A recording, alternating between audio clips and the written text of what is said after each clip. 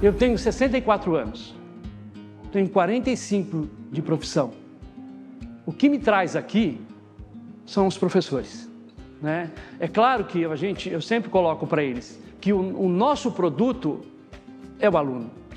Cabe a mim, como formador, respeitar o meu professor, né? Recebê-lo bem. Um formador, especialista em educação. O profissional que planeja e acompanha as formações dos professores e transforma políticas educacionais em práticas pedagógicas.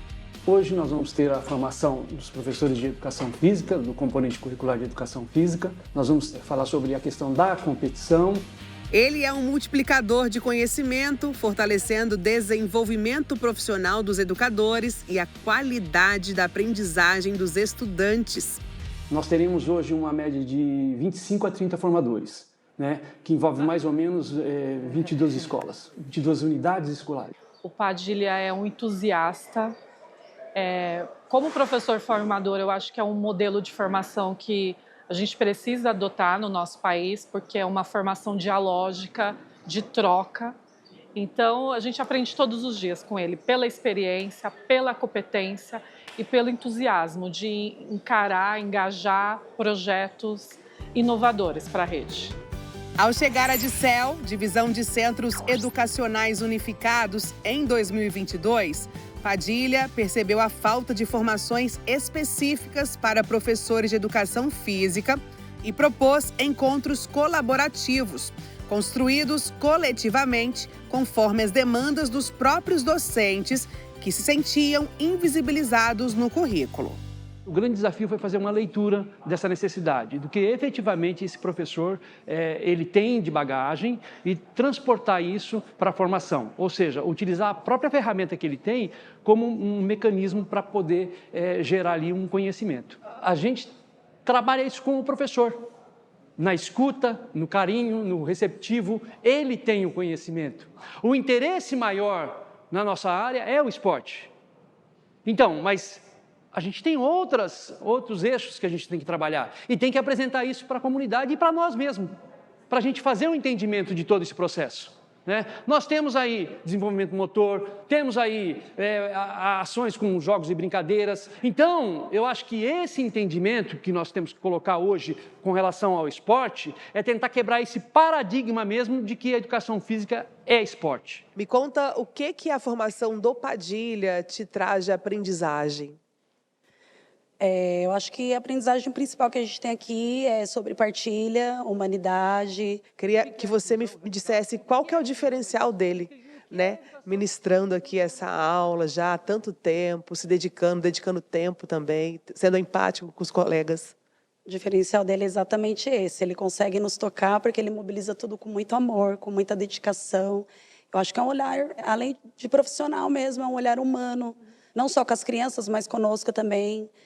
A credibilidade que ele dá no nosso trabalho, a importância que ele coloca nas nossas ações. Como que a gente pode trabalhar a equidade?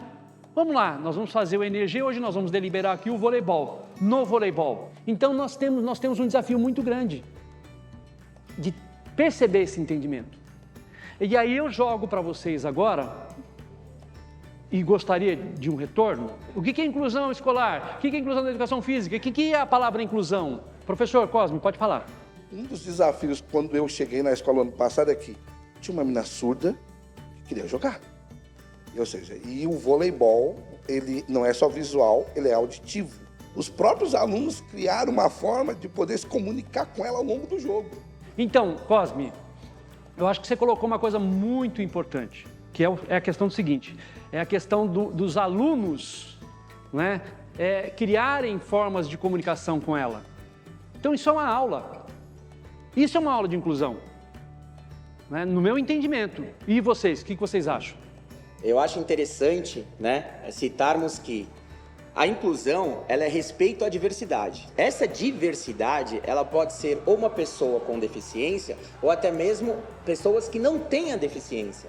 E uma coisa que ocorre na educação física é que algumas atividades, elas acabam sendo excludentes, sem o professor perceber. Então, assim, a inclusão, ela também ocorre para quê? Para as pessoas consideradas também não deficientes, pelos quais nós temos que ter esse olhar atento. Nós temos que adaptar, mudar, né, todas as regras para que todos tenham as mesmas condições e possibilidades para alcançar esse objetivo. O que você aprende quando você participa de aulas de formação como essas daqui que estão acontecendo? É uma troca importante, né? Acho que todos nós estamos nesse processo de aprendizagem, né? A gente tem muito a contribuir, mas a gente recebe muito. Então, às vezes, a prática que eu tenho, ou a dificuldade que eu tenho num lugar, não é a mesma em outro. E, às vezes, eles têm e arranjaram uma solução que eu não consegui. Então, essa troca é muito importante nesse processo. José Padilha, me conta qual que é a importância desse momento aqui acontecer. Bom, na realidade é um momento é um processo de evolução que a gente trabalha aqui, né? Primeiro, respeitar a individualidade de cada um, da história de cada um, do que se faz lá na escola, trazer para cá para a gente tentar achar um caminho, né? Aqui nós tentamos achar um caminho para cada eixo, né? E o caminho passa pelo diálogo, pela compreensão, pelo respeito. Eu estava observando a aula ali no cantinho e vi que o senhor também falou sobre empatia, sobre inclusão, sobre validação do aluno em sua totalidade dentro das aulas de educação física. Se a pessoa não tem isso dentro dela, tem que construir, né? Então é uma construção constante. Um educador precisa ter isso. Um educador ele precisa enxergar que o outro ele é muito mais do que às vezes a vontade dele, entendeu? Nós precisamos ter esse olhar, o professor precisa ter esse olhar. A formação e esse engajamento, ele não acontece do dia para a noite, é um processo. Então nós estamos falando de um trabalho construído a muitas mãos desde 2022, 3 anos. Então começou com o Energia voltado para o público do ciclo de alfabetização, depois o MOA, a partir das necessidades. Olha, nós temos essa fragilidade de trabalhar a educação física na perspectiva inclusiva. Então vamos pensar em um projeto que a gente construa junto. Então é construído ao longo do ano. Tem o evento, mas o evento é um recorte de muito estudo, de muito envolvimento. Não é de um dia para o outro.